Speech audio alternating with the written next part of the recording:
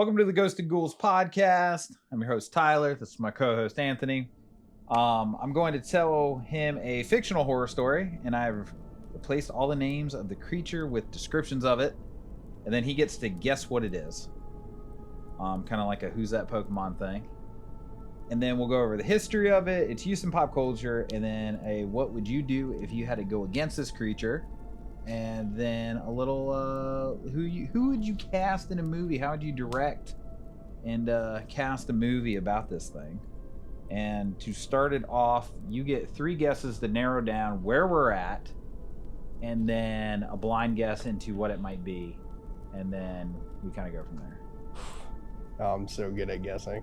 But real quick, just want to say thank you guys for watching the Ghosts and Ghouls, and go ahead and please follow us on our other social medias, TikTok, Instagram, YouTube, and we have our other streaming platforms, Apple Podcasts now, Spotify.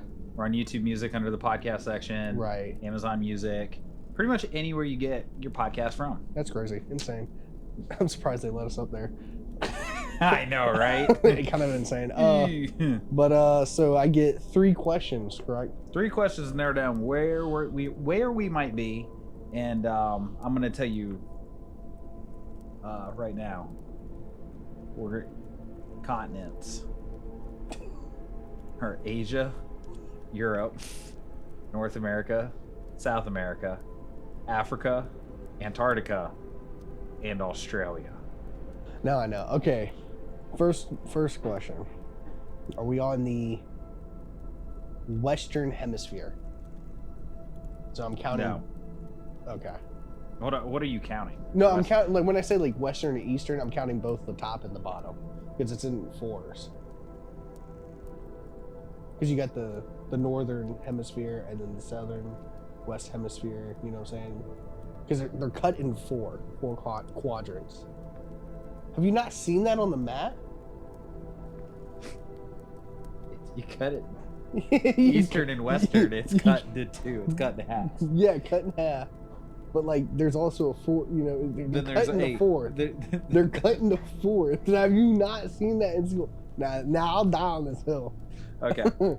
we are not in the Western Hemisphere. Okay. Are we in the Southern Eastern Hemisphere? Yeah, see, now it's crazy, isn't it? Are we in... No. Oh, you did that? Okay. So we're in Europe. I know we're in Europe. I mean, possibly.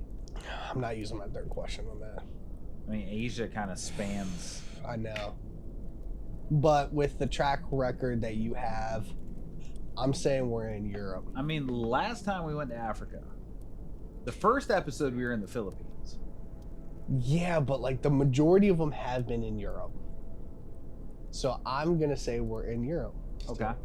So is it in the United Kingdoms? The history of this thing does not start in the UK.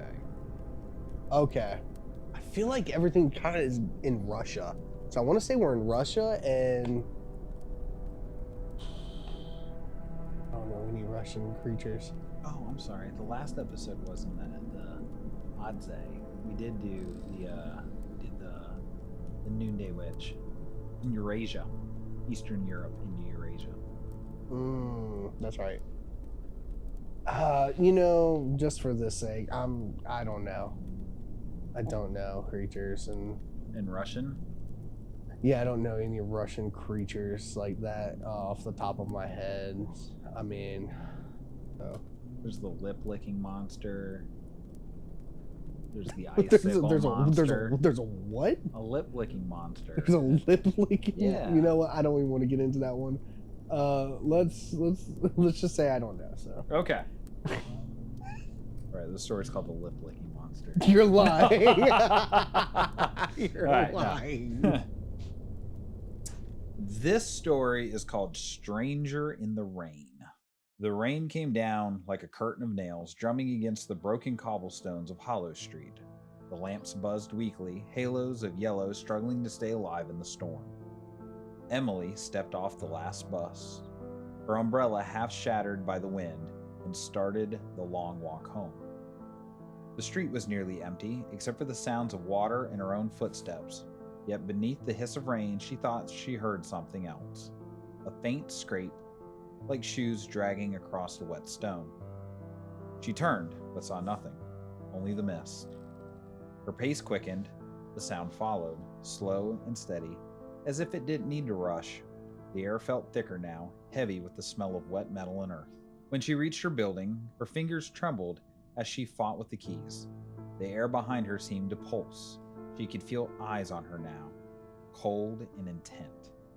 She turned her head slightly, and through the rain she saw him. A tall figure stood beneath the flickering lamps. His suit was dark and spotless, as though the storm refused to touch him. His skin was pale enough to reflect the light, and his eyes glowed faintly red, like coals about to burn through their ash. When he smiled, it was small but wrong. His teeth too long, his lips too thin, his stillness unnatural. Emily stumbled inside, locking the door, pressing her back against it as if her weight could keep out the world. Then came the knock. Soft, slow. She froze. The second knock came harder. Who's there? Her voice cracked, and the storm answered. Then a whisper through the cracks. You dropped this. Her breath hitched. She hadn't dropped anything. She looked through the peephole, her heart pounding, and saw his face close. Far too close.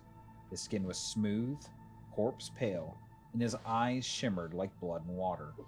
In his hand, her apartment key hung on its ring, still glistening. She looked down. The key ring in her own hand was empty. The lights flickered with a hollow click. The door unlocked itself. She stumbled backwards as the door creaked open. He didn't walk in, he glided, his shadow sliding across the floor like smoke. His voice was velvet and wrought all at once. You shouldn't walk alone, he murmured. There are hungers that follow the scent of fear. The air seemed to leave the room. She tried to scream, but her throat only let out a strangled gasp. The figure's eyes glimmered as he leaned close. His breath was cold, the smell of rain and iron. Emily's hand reached for anything, a lamp, a bottle, something, with the fingers wrapped around her wrist, strong and smooth, colder than marble. She felt the pressure grow until her bones trembled. He smiled again, and the world tilted. The lamps dimmed until there was only his face, pale and perfect, hovering in the dark. Then came the sound, a soft exhale, and a low, wet whisper, like water pouring over stone. Her knees gave out, her body went still. When the neighbors found her in the apartment the next morning, it was silent except for the hum of the refrigerator. The door hung open, the floor slick with water. Only a single key lay in a puddle by the threshold, darkened with something that had dried a deep rust red.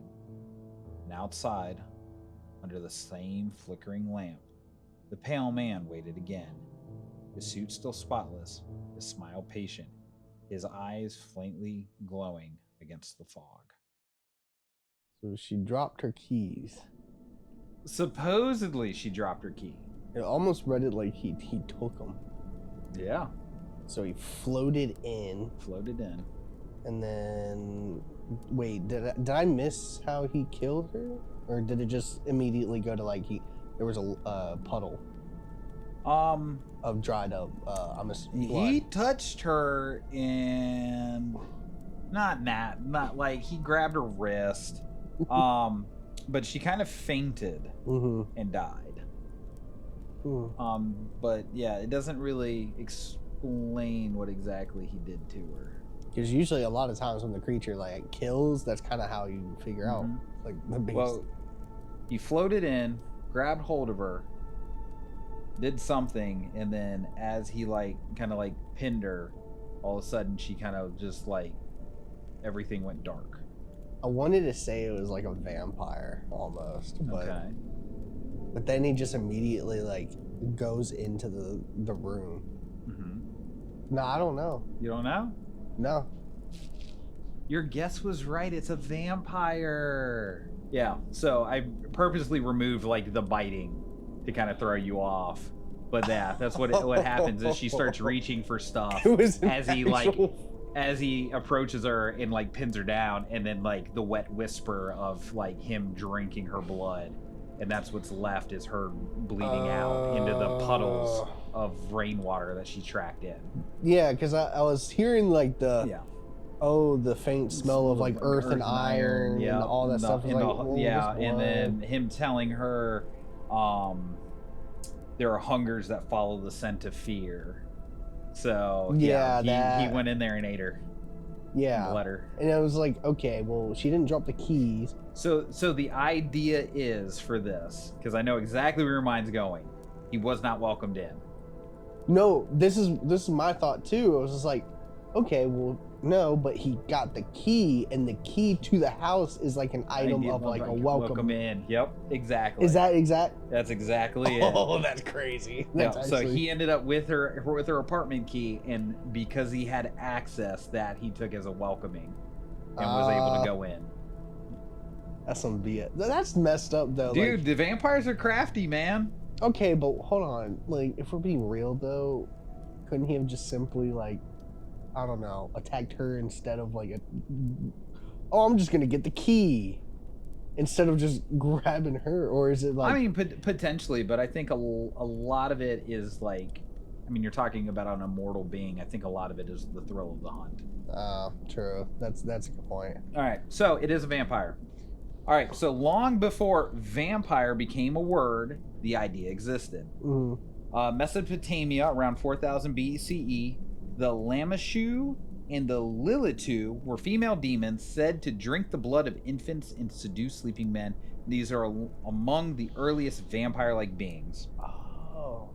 We have in ancient Greece and Rome, the Empusa and Lamia were created creatures that lured men at night to feed on their blood. Greek writings also mentioned sturges, screech owls, or witches that drank blood.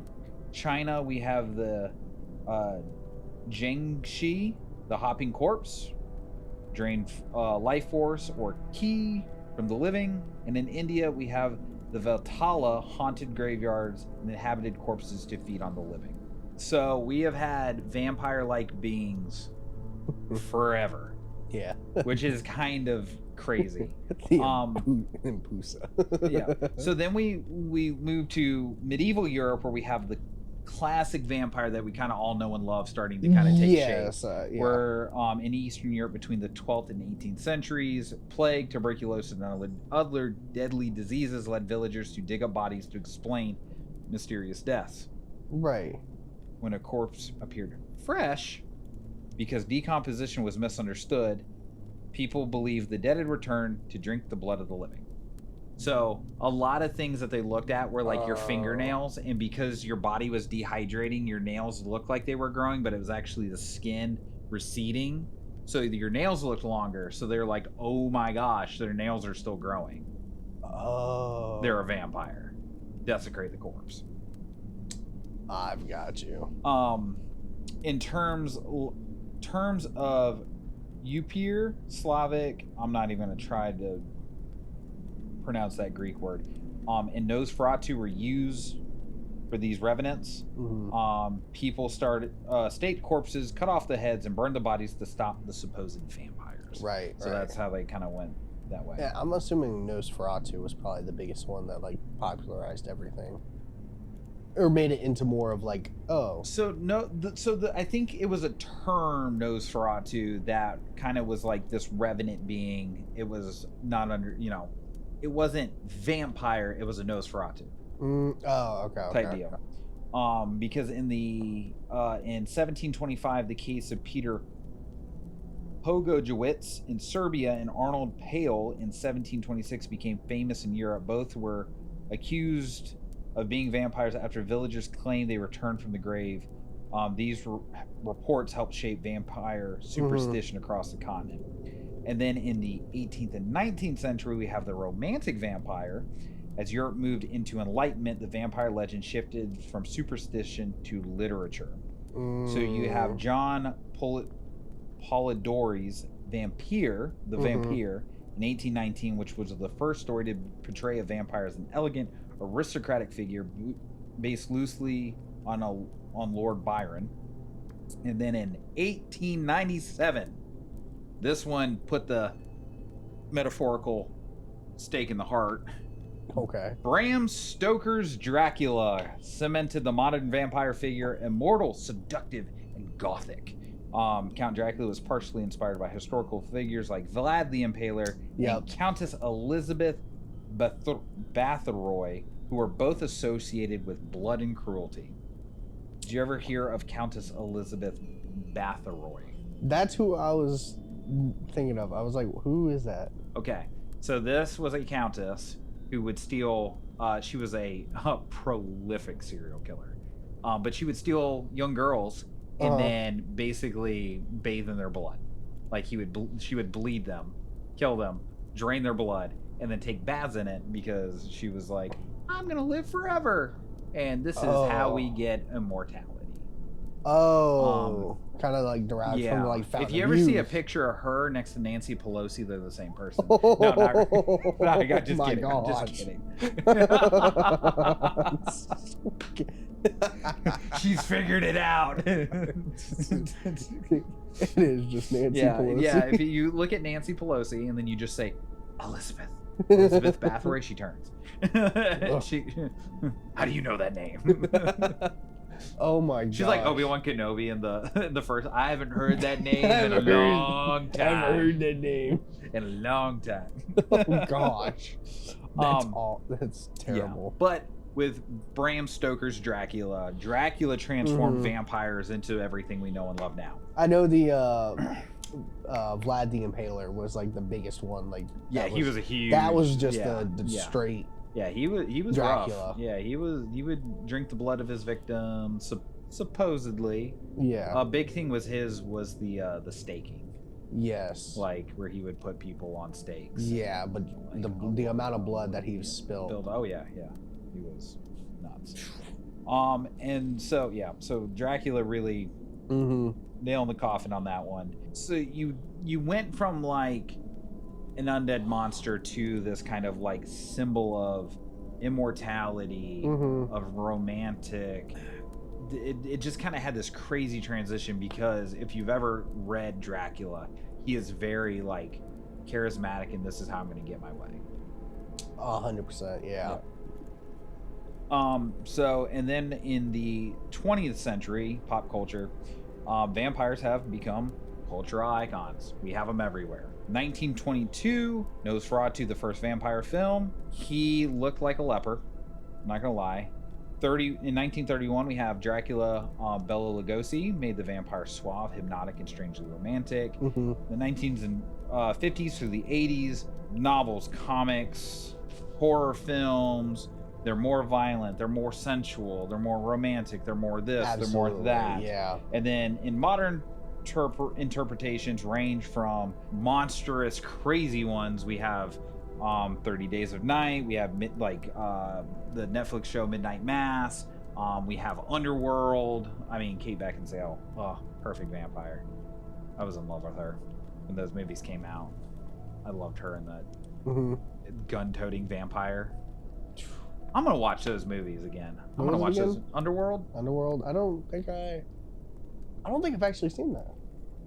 Brother, homework for this week. Go watch Underworld. Go watch the first one. There's Underworld. I mean, there's the Nosferatu movie that just came out this past Christmas.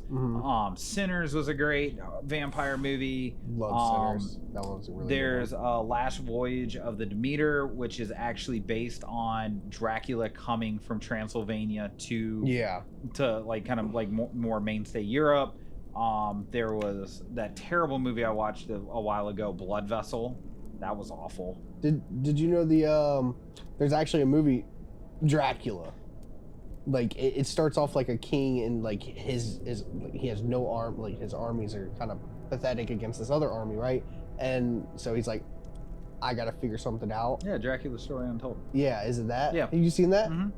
Dude, I've seen previews of it and it's like, oh, this looks good. I want to watch it. Yeah, you should watch it. It's pretty good. Is it? It's enjoyable. It's not. Is it the like? It's a more It's not actiony. like, yeah. It's a more actiony movie than like I would say a horror movie. Oh, okay. but I saw that and I was yeah. like, oh, dude, that looks. Yeah, actually but insane. I'm a teetotal slut when it comes to vampires. I've watched and read a lot of vampire novels. I did the Yeah. whole Twilight series, like read them because they were vampires.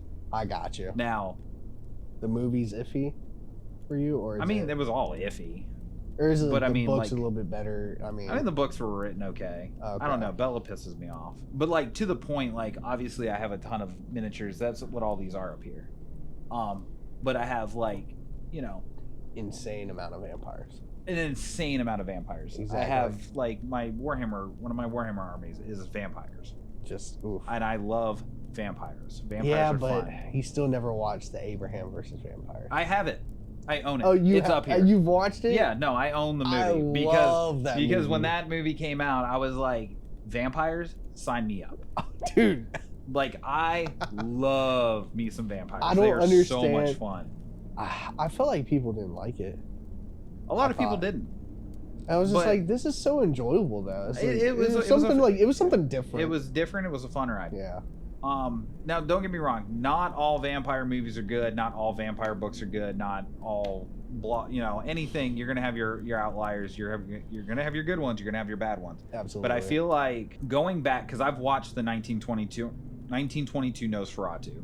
I've watched Bela Lugosi as Dracula. Mhm. I've watched what was the Nick Cage one? Have you seen? Yeah. I think we watched. We that watched it together. as a movie night. That was amazing. So that was a great one. You Yeah. know, like anything related to the world of vampires, I just absolutely love. Like Mhm. it's just so much fun, and there's so much lore and so much to intake. Lost Boys, if you've ever seen Lost Boys, Okay. fantastic vampire movie. I'll say I think my first like introduction into vampires, Mhm. believe it or not, was Goosebumps. Okay. The vampire family, Yep. and they're like the kids are running away from them, from the grandpa, Yep. you know, and the parents come back. It's like, oh, that's your grandfather. Yeah. And, you know, it's just like, oh, Yeah. but like that was my first time. getting Hotel into it. Transylvania. Okay. I love those movies. Dude, there's so much. Dude, there so really much. is. Have you seen Midnight Mass on Netflix? No. Need to watch that. Maybe I have. I don't. It's the guy that's done the Haunting of Hill House. No, then no. I think he also did like the Fall of the House of Usher. Midnight Mass, amazing. Okay. Everybody should go watch it. Anyway, there's so much vampire out there, and they stem from comedy to horror, like to true horror. Now, let me ask, what do you think makes a good vampire movie? Is it based off of, is it just the creature that makes it amazing, or is it like, you know, something kind of like iffy writing that makes like, oh, but it's still vampire, so it's So still I've great. watched I've watched a lot of vampire movies Yeah. and shows. The thing that gets me when it comes to vampires is not so much it's kind of how they portray the vampire, Yeah. but also So cinematography takes a big toll on a vampire movie for me. So like, case in point, Nosferatu came out, right? yes. It's Nosferatu. We know what it is. Mhm. It's a vampire. Yeah. But the cinematography and the lighting and how pretty that movie was kept me engaged the entire time. Mhm. I felt like Sinners was a beautifully shot movie.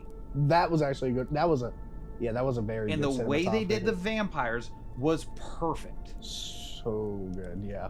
But then, like, you know, you're going to have the change ups because everybody wants to put their own spin on it. Don't get me wrong. And for example, the ones I was talking about was like Abraham versus the Yeah. vampires ones. It's like, Yeah. okay, sure, like the vampires are It's- amazing, but like I can see where the writing of it can be kind of Yeah, I mean, and Eh. you're gonna have. I mean, when in terms of making a movie, But what did it for me was, of course, it was the vampires, but it was also how they, what is it, the choreography? Is that how you? the pronounce it? choreography. Yeah. Yes, how they did that was, I actually liked it a lot. Yeah, it's tough to say what's going to make a great vampire movie because like you can have movies like action movies like Underworld or Uh-huh. Dracula Untold that are great, but then you can also have like horrific scary movies like 30 Days of Night. That's a good point. Yeah.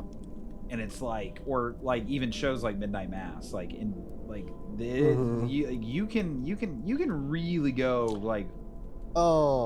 There was this show, and I don't remember the name of it. I don't know if you've already mentioned it, but it was a newer show that I had watched and then binged it, and then I just never watched the next season of it. I forgot what it was, but it was these two scientists went to see an outbreak or whatever.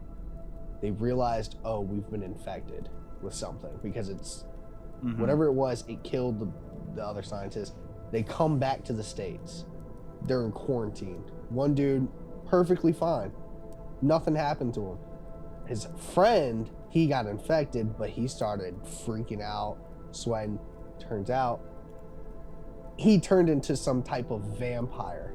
Okay. And from there, he kind of spread it, but he was the first one, and he started spreading it. It started turning into like, oh, these vampires are attacking everybody, especially newer ones, because they need blood, right? Yeah. And then you got the ones that are controlled.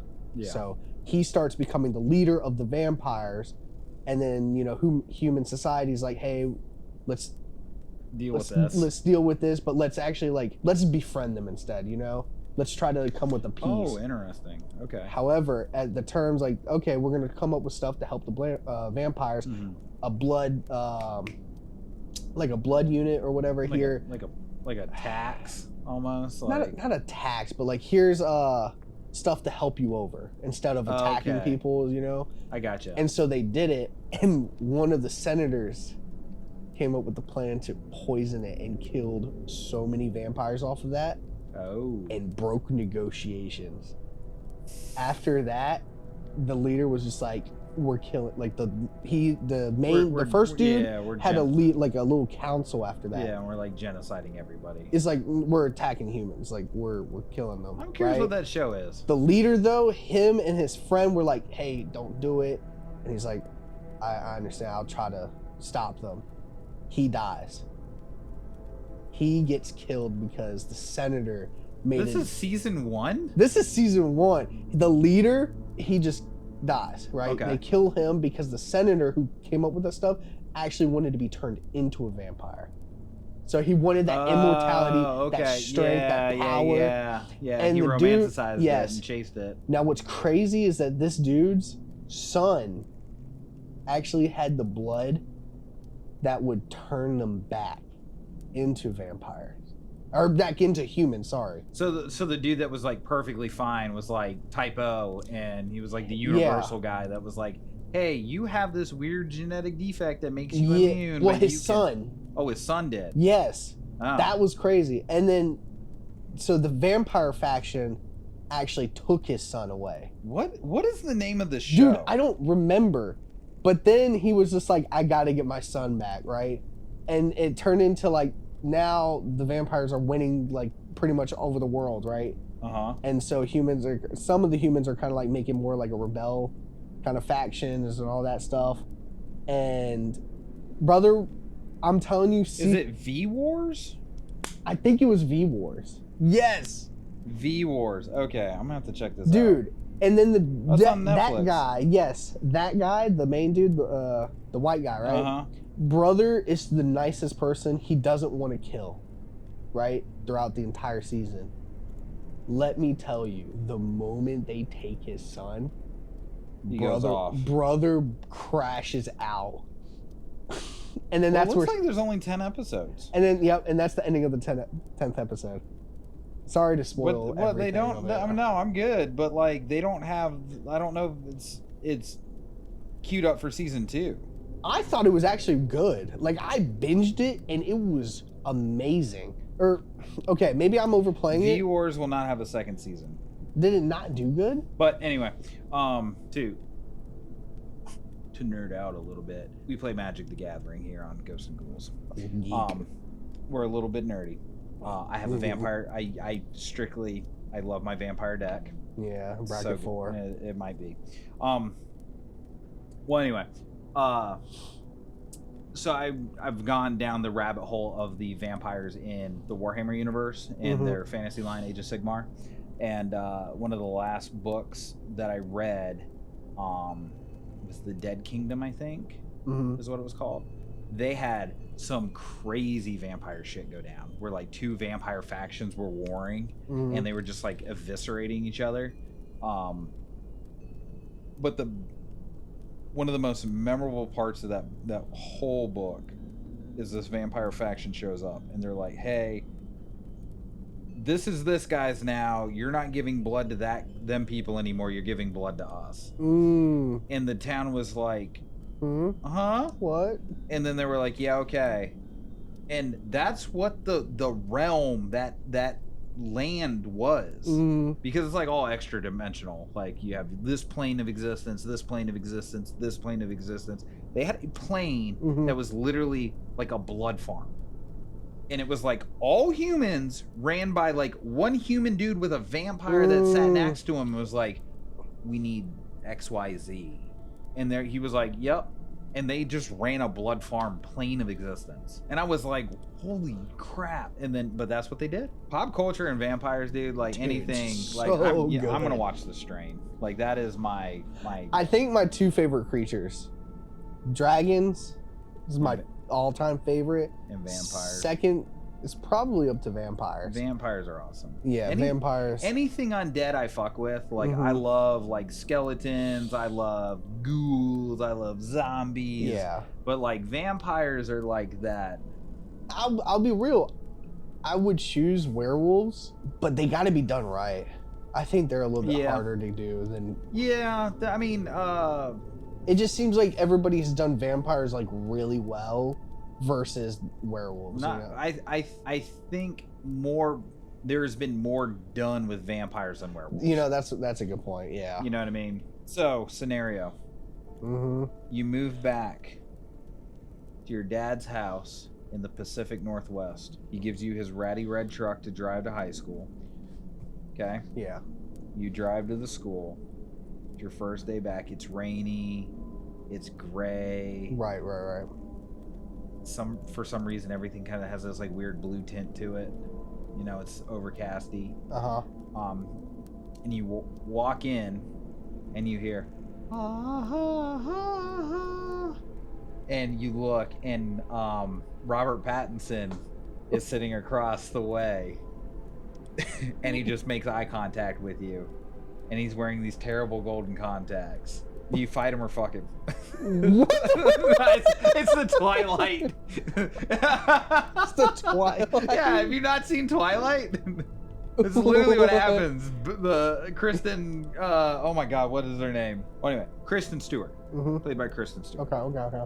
And she like walks around, but she's kind of got like this dumb look on her face all the time, where she's just like keeping her mouth open. They did Vampires Suck, which was just gold. Oh, I've watched so Vampire Suck. Yeah, so you've watched Vampire Suck, so you've seen Twilight.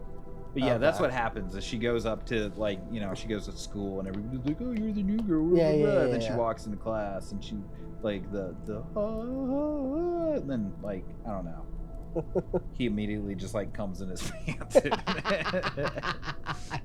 and she can smell it and she's like, fear. Her fangs grow. That's all.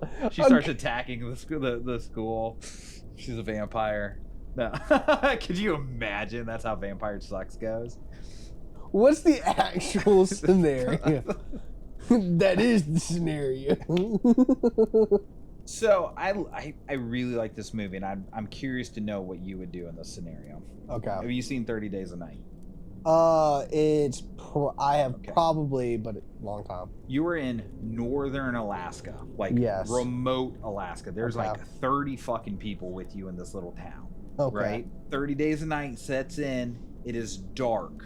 Correct. For like a month. Right. Like you get minimal light, and you have a group of vampires walk over from Russia across the Bering Strait. I think that's what it is, the Bering Strait. They walk across the Arctic and down into Alaska, right? Yeah. And we'll play it like this. They have the stereotypical vampire rules. They have to be invited in. Okay. Okay. But they are running undetected for the first 5 kills. So like your neighbor, you go knock on his door, he doesn't answer. I'm like, what the fuck, man? Like, I need salt, I need whatever. Yeah. So you go to your other neighbor, they got it. Okay, cool. You go to another neighbor, you knock on the door, they have some weird guests there. They're in like these big fur coats and like weird hats. They look obviously out of place, but you're like, oh, they just showed up in town, blah blah blah, and you're like, damn, like, I didn't know we had anybody coming to town. Like, that's kind of crazy. Okay. So But then you go back the next day, and like that whole family's just been like massacred, like blood up the walls, like just eaten, right? And then you start to notice, like, now you're peeking out your window, looking like, oh man, a fucking polar bear went in here and just like ate these people to death. Yeah. Like just like gore everywhere. Just mauling people down. Yeah. Okay. So then you start to notice like certain houses are no longer, lights are coming on, but it's like progressing to your door. And then one night snows, and you hear the kong kong kong, and then you just hear in like a help me, and then like you go to open the door, because now you're starting to try to put like 2 and 2 together. You're like, because it's like, I've seen this. Polar bears are happening. We got weird people in town, and it's dark all the time, and these people are just running amok. Yeah. You know, so you like flick, you know. Now, is this one of the people I've seen like in the house, like I went to before, or is it just another random, like one of the? No, this is somebody that you've seen in a house. Seen in the house? Yeah, like your friend Greg down the street let Richard here into his home, and then during the night at some point a polar bear got in there and just ate Greg's ass. They found him face down, corpse up, his spine was pulled out of his ass. Why did we go here? Okay. I heard that's how polar bears like to eat people. I don't think that's how they like to start at the listen, fattiest part. I may not know my continents, but I know how a polar bear kills. All right. And I'm pretty sure they don't eat your ass out first. Yeah, but like you hear a distinctive accent, and you're like, oh, this is one of the out of towners, but he's like pounding on your door, like, let me in, and like you can look outside and see the snow just sleeting sideways. So crazy enough, whenever someone's like, at my house or whatever, blah, blah, I never let anybody in. I never do. I'm just like, so I'm not letting if I'm there, I'm not letting them in, because I've seen that person before too. I'm noticing puzzles like coming together, right?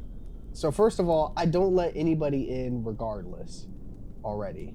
Now I'm definitely so hold on. So if I showed up to your house, and I'm like, yo, Aunt, it's Tyler. It's different when I've known you, right?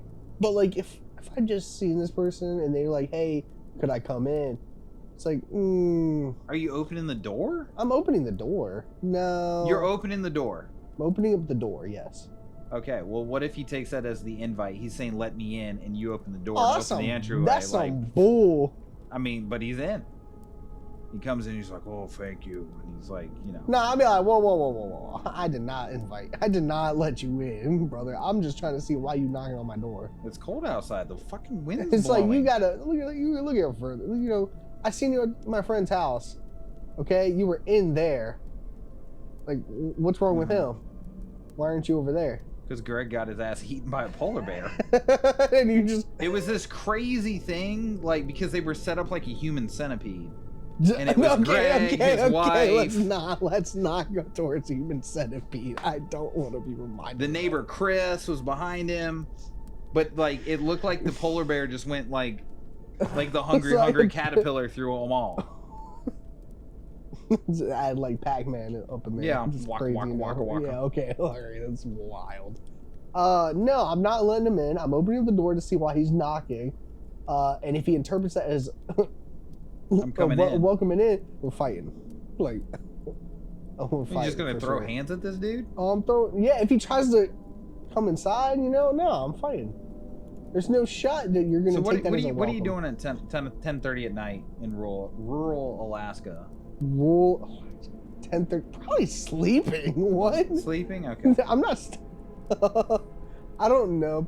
Like, depending on my internet, you know, I might be playing games, but like, okay. Other than that, I'll probably be sleeping. You know, You're sleeping. Or watching movies. Like I said, depends on the internet. If I have good internet, I'll probably be watching movies. Okay, shut up. I know what you're thinking. All right, no. What kind of movies you watching?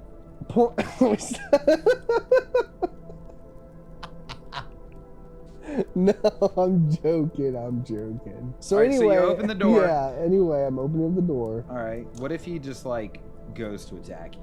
But he can't get through the door, like, or through the. Oh no, you've opened the door, buddy. That's the invite. See, that's bull. No, that's how they interpret it. All right. It's just like the guy. He had the key. He interpreted it as I have the key. I'm in.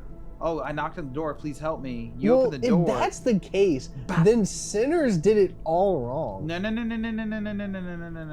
Sinners was an adaptation. This is how vampires work. He's coming in there. He's fighting you now, right? You're in a fist fight against this immortal being, and he just gives you like the 1-2, and he spins you. You fall down, but then he turns you over. No, it wouldn't go like that because this man doesn't know that I've been through a lot. I fought the fucking banana girl. I fought the mob man. I don't think he's ready for me. All right. Okay. I've traveled through a lot of fights. If he's interpreting it as like me opening up that door, I feel like that's BS. I think I would take a weapon if I can. First, I'm looking. You know, I'm looking to see who it is. Okay. I'm not just randomly opening up the door, you know. I'm gonna see who the wind is. Yeah, because polar bears can throw their voice. It could be a polar bear outside. You're not looking. You just open a door, then a polar bear is just eating your butt. I mean, I'm just saying. What is this weird obsession of you and this polar bear? No, man, this polar bear is just a. Listen, we're gonna have that talk. This polar bear is wreaking havoc, supposedly. Yes, and so I'm looking. I see this guy puzzles, and I'm like, okay. Now, I don't know that me opening up the door is a welcome. But what I'm going to do is I'm going to take maybe a knife or something, right? Hide it behind the door so he can't see it, just in case. I'll open it, like kind of creak it open. And that's where I'll try to ask, like, what's going on? Yeah, what's going on, blah, blah, blah. And if he tries to... Then you're just going to start... Yeah, I'll be ready, yeah. Prison checking him? Okay. I mean, that's the best case scenario that I have, against that. But that's probably what I would do, yes. Do you pause the porn you're watching? No, I'm letting it play. It's going to be an epic fight with just... It's going to be an epic fight with two dudes just getting it. What? That's messed up. No. It's like the Golden Rule Lonely Island song. It's okay if it's in a three-way, but like the chick sitting to the side eating a bowl of popcorn. All the dudes are just... It's behind the scenes. Yeah. I'm just watching bloopers. So for me. Oh gosh. It's Alaska. It's snowing outside. Snowing outside. You notice all these... I'm noticing all these things, right? You got a big rush. I know there is a surly polar bear out there. Right. That's trying to get in my home. Yeah. Okay. But you hear I'm in rural Alaska. Yeah. I'm bringing the heat. Yeah. Like, I might have the biggest handgun that I can legally carry in that state. I'm gonna go and I'm gonna look. I'm gonna see that it's a dude. And be like, not today, little polar bear. You thought wrong. You thought you could trick me with this mannequin in a fur coat? Yeah, you're the insane person that everyone stood away from. I'm going back and I'm getting back in my stirrup, lazy boy, and I'm just going to continue to do what I was doing. You're the crazy person that everyone in the town says, we'll tolerate them, but just stay away. Yep. When the sun comes back out, I'm the one survivor, and I'm just like out there on my fentanyl, like just doing the fentanyl. The polar bear's eating all the corpses, and he's just like, yeah, ain't touching that one. Just like pawing down the road. Just fettened out. Just yeah. Oh God, the vampires suck your blood. They get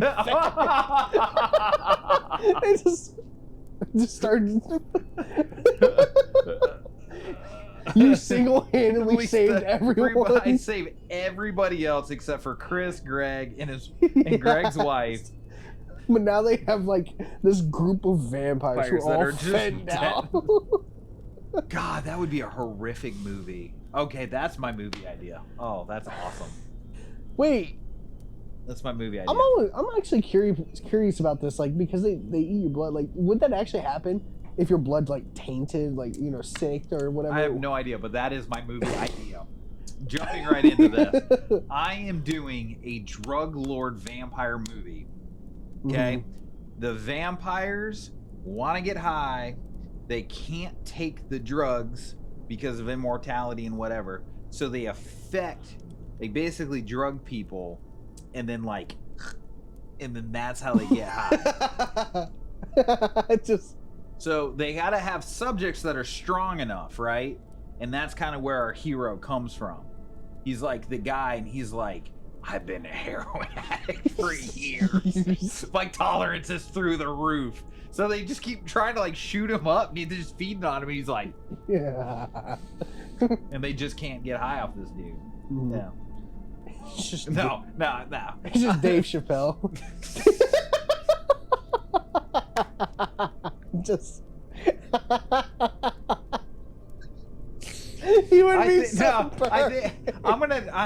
rest in peace, Trevor Moore. But like the whitest kids you know, Trevor Moore from like the Abraham Lincoln thing that I've showed you, like that. Like I would love a horror comedy about these vampires who are trying to like get high, and they're afflicting people so then they can drink the blood to get high. But you just have Trevor Moore and his crew get kidnapped, and they're just obliterating the vampires and making them feel terrible. Who's fighting back against the vampires? Just the human population in general. Oh, they create a new drug, Fent, and then just start blasting the people too. It's garlic flavored Fent. They just, instead of like attacking the vampires, they attack the drug. You just start. Oh, they're killing off all the. No, well, they're not even killing. They're just making them high so that when they suck their blood, they're like, yeah. You know. Well, I think. All right. So you have the vampires who are like, one trying to make their money by hold a drug empire like a mob, right? So they're selling, but they're kidnapping some of their low-level users, and they're using those as their feeding, right? So you kind of have like this kind of this hierarchy of like, here's the tax, you get your feeding, you get high, you get this, you get XYZ. And then you gotta have to have some kind of hero that would either, like, my brother was an addict, they took him, I'm here to like take him out.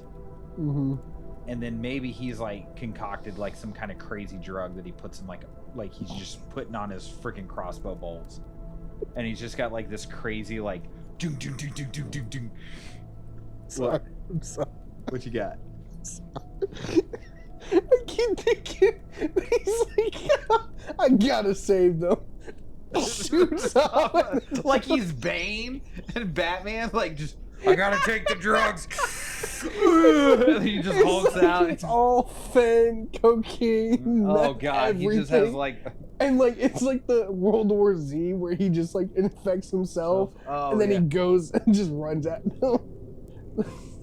I don't know why I was just thinking that when you started saying it could you know, here's the ending. Here's the rug pull, right? Because I want people to hate this movie. But like he was doing I want people to hate this movie now. So like all this happens, like big action sequence, he's taking down all the vampires, staking them, he's doing all this kind of stuff, right? And then it cuts to him, and he's just fentanyl having this crazy dream, and he's like,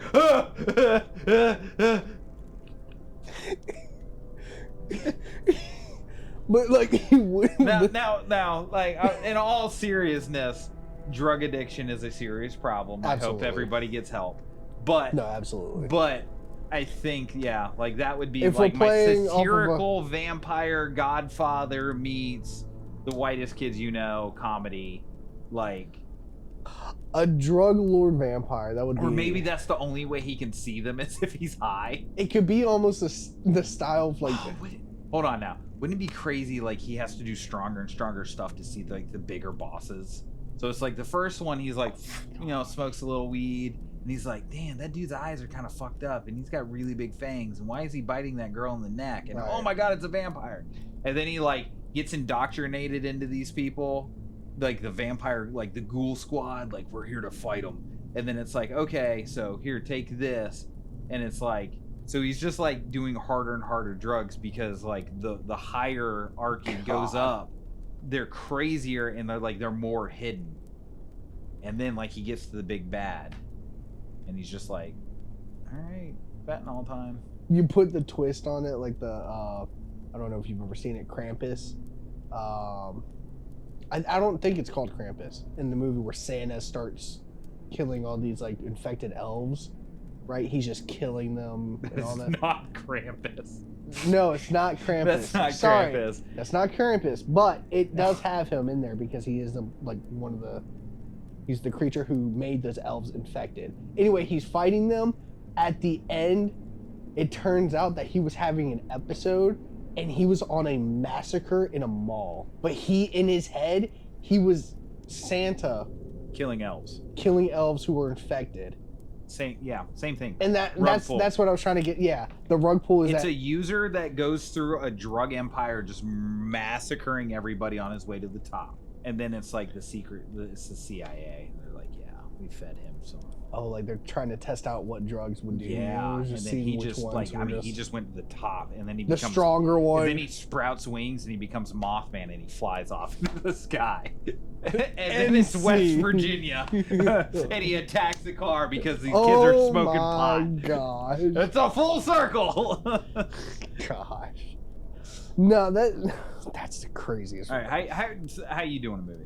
Are you doing like a doing... cinematic, like, ooh, it's so pretty? Are you doing like a vampire twist? Are you doing like a Stephanie Meyer nut tug? Are you doing like a? I think I want to go for like a serious one. Okay. But I don't want to do any kind of like small, kind of like how V Wars started going into there. I want to have it to where they have like the group of vampires, like an entire, like maybe a country of them, right, or a section of them, right? But there's different factions of vampires, of course. Ones that work with humans and actually want peace, right? Okay. And they find ways. There's the very of the bottom of the ones that just want to massacre everything. Like just want to kill. You know, that's it. The other ones kind of neutral. They want to do their own things. Okay. And then... So you're kind of taking it into a... Not so much you're going to watch this happen, but like, hey, in this movie, these are the two, like, the main things that have happened in the past. Yeah, and it's like everything's already settled, but like things are escalating because, like, of course. So you're kind of going for like a horror-esque political, kind of like warring. Mm-hmm. Okay. And I want to say it's like the vampires, I guess the humans and the vampires that are teamed up have been kind of keeping this other faction controlled. Okay. However, that faction started to instigate the other one, the neutral faction, into attacking the team. You know, a lot of politics are played into this. I want to make this very serious. Well, you could also like really take. I mean, you could you could really take this in a number of ways in terms of like metaphorically, in terms of like the political landscape we have now. Yes. Now the thing that does set them apart is for different vampires is that there are a couple, or I would say a couple within each faction are bloodlords. Okay. They're much stronger. For instance, Dracula. They're kind of like the ones that made all the thralls, if you. They could make the thralls, but they have more blood in them, so they don't have to feed as often as well, right? Because they can. So they just engorged all the time. Yeah, pretty much. They have more. They have more of like in their tank. You know, they have more of a. Yeah, more in their tank. Are they sexy? And they have a lot of magic into them. You know what I'm saying? Okay. But each kind of faction has their blood lords. Now, this would be now. I'm gonna spin off this idea real quick. Okay. So you have this idea. I'm gonna make a branch off horror series off of yours. I'm gonna scrap my drug lord idea. I'm gonna make a branch off horror idea. Okay. Okay. Where the government and the vampire government and the human government make a thing, and we're just gonna do like Purge the Vampire, right? So it's gonna be like a Purge-esque movie where it's like from this time to this time, feeding's open. Oh, okay. Like if you catch the motherfucker on the street and you eat him, we ain't gonna do nothing because they're dumb enough to be out there. Right. But that's how they're dealing with the homeless. Ooh. They're just letting vampires just run. Like, yeah, we're gonna gain you access to the city. Yeah, very more. Okay. But like, if you go in here, very morbid. Yeah. But that's how they're dealing with it. Yes. Okay. All right. I see. Yeah, I can see. Who are you casting? Who am I casting? Okay. Well. Also, I kind of want Dracula to actually be in it, since he's just most. So give me a casting for. I want Dracula to be. I want him to be the good guy. Of course. He's got to be the good guy. Well, no, he doesn't. He can be the feral dude. All right, who are you casting as Dracula as a good guy? I think we're gonna go with Henry Cavill. Ooh, interesting. I think he would be perfect for that main role. Have the strength, have this, speed, everything about that. Yeah. Who's gonna be like your senator-esque? Yeah. Like your leader of human faction that's kind of like working with but trying to work against, kind of being a dickhead. And then who's gonna be your blood lord for the ferals? Oh, I already know my blood lord feral. I really wanted him because he does such a good villain. Okay. William Dafoe. Okay. Like his goblin, Green Goblin is insane.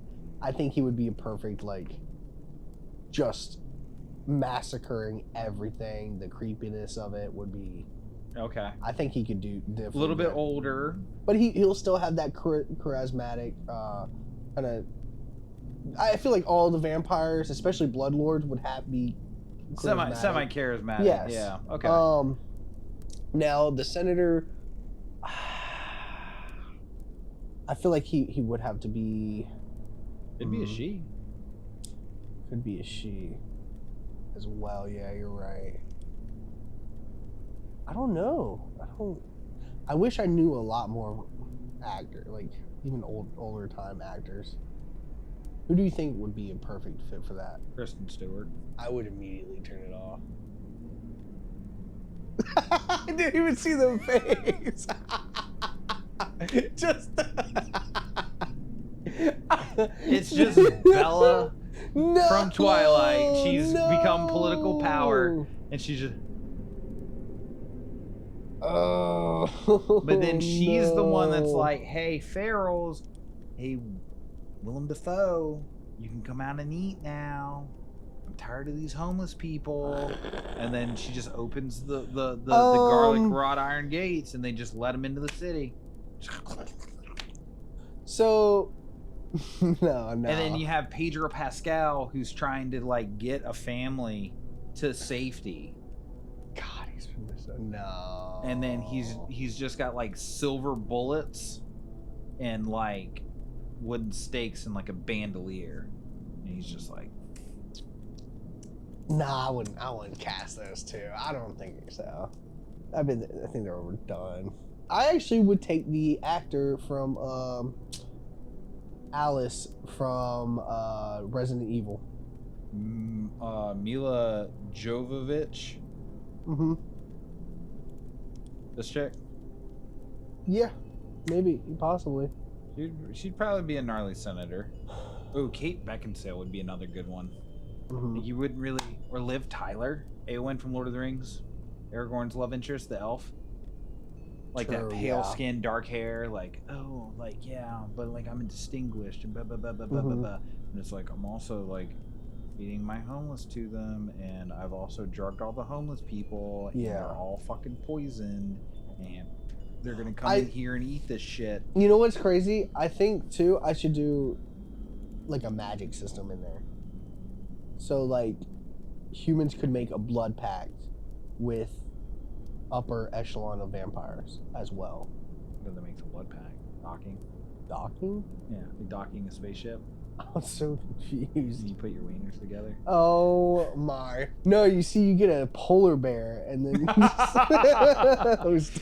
If you go back on your blood pack, Perry the polar bear over there is gonna eat your ass. It's like, oh. You know what would be a scary concept?